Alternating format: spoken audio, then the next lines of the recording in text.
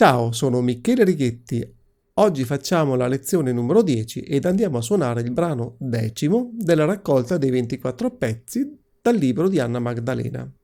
Questo è un minuetto, il minuetto Beve Fau 132 in Re minore. L'autore è sconosciuto. Cosa dire riguardo questo brano? Nulla di particolare, se non che l'unica difficoltà che vediamo ci sono alcuni salti. Quindi sia la mano destra che anche la mano sinistra talvolta devono prendere delle note un po' lontane tra di loro. Non è possibile prenderle semplicemente allargando la mano, ma bisogna un attimo saltare, lasciare la nota che abbiamo fatto per andare a prendere quella successiva che è abbastanza distante, non lontanissima, ma dobbiamo staccare la mano. Quindi adesso andiamo a suonare, prima a mani separate e poi a mani unite.